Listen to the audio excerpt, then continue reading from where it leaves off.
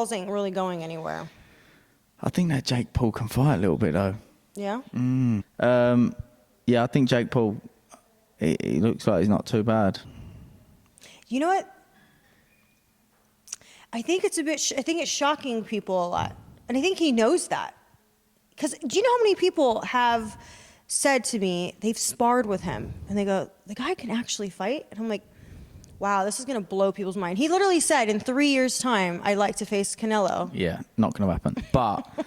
But what I will say is they are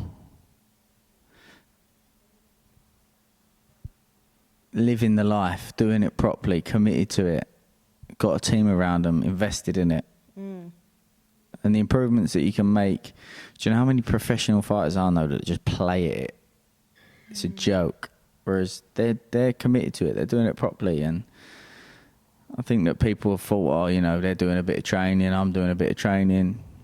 But they look like they're you know, really committed. And be interesting to see how he gets on with this Tyron Woodley fight as well. Right. So obviously Tyron Woodley is not a boxer.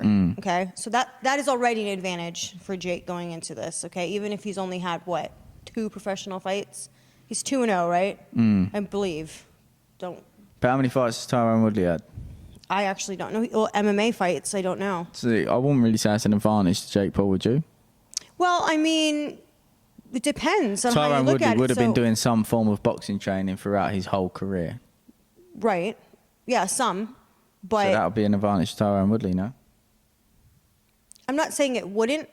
I'm just saying that whereas Jake is solely focusing on boxing, Tyron's probably dabbled with the boxing, but they do a lot of the wrestling and everything else. So I don't know. I mean, I think it's going to be a really good fight. I think that's a massive step up for Jake. But who would you call, what would you sort of, or who would you match him up with that you would consider at this point in his career and say someone else's career, what would you consider to be a good matchup? For who? For Jake Paul. Because, you know, people are talking about Tommy Fury. Would you consider that to be like a fair fight to see them two Yeah, fight? I think so. Like Tommy's a boxer. Tommy can box. I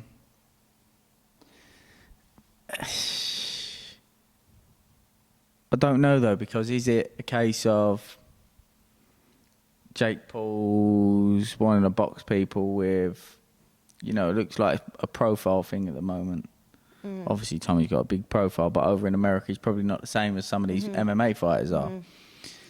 So is it about Jake Paul saying, look, I can beat, you know, people that have been boxing longer than me? Or is it a case of we need to pump this and make an event out of it? Or is it a bit of both? So I don't know. I'm not a matchmaker for Jake Paul. Well, fortunately. I mean, I'm just saying, if there was anyone in mind you would think, well, that would be a good matchup. Yeah, it's hard to say.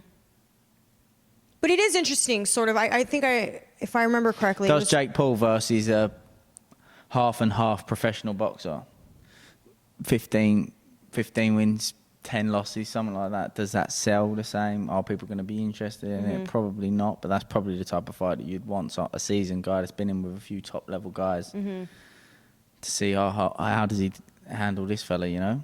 That's the sort of fight that's what would happen in a normal professional fighter's career, you know, step up gradually. I know that a lot of people are sort of kicking and screaming when we mention the Pauls. I mean, I get a lot of crap for even bringing him up. They're like, why do you even talk about him?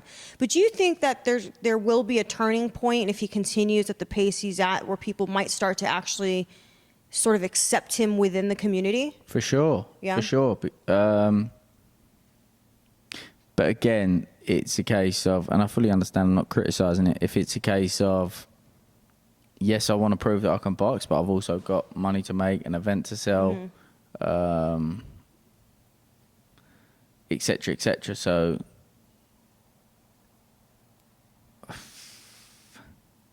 like the boxing, for him to go on another promoter's show, box, I'm not saying it's got to be, but I'm using it as an analogy. Yeah. A guy who's had 15 wins, 10 losses, against a couple of been against a couple of decent names, and does well in a fight like that, the boxing community are probably more likely to go, okay, than to box another guy that's famous in another field, even albeit a combat sports. But, you know, I get it. He's got to make the most of the situation that he's in as well, and his platform. And well, do you know why? Because people keep saying, "Oh, well, he's not fought a real boxer yet."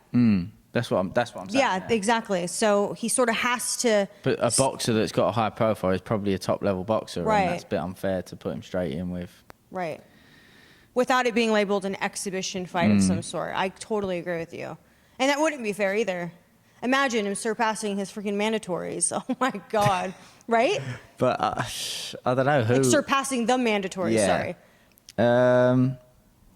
Jake Paul versus Julio Cesar Chavez Jr. You know what, though? I like that, Ben. I do. 10% if that gets made. Matchmaker, so you just added another thing to your resume. No, actually, that actually wouldn't be a bad idea, in fact, because a lot of people, let's be honest, feel that, you know, Chavez Jr. really isn't dedicated. He has a lot of experience, but he's not really been like the live, breathe, eat type of fighter that... Yeah, obviously when he was committed to the sport, become a world champion, but it doesn't look like that's the case now. Boxed Anderson Still has Silva a name. and got beat. Yeah, he's got a name. So yeah, maybe that'd be good. Maybe.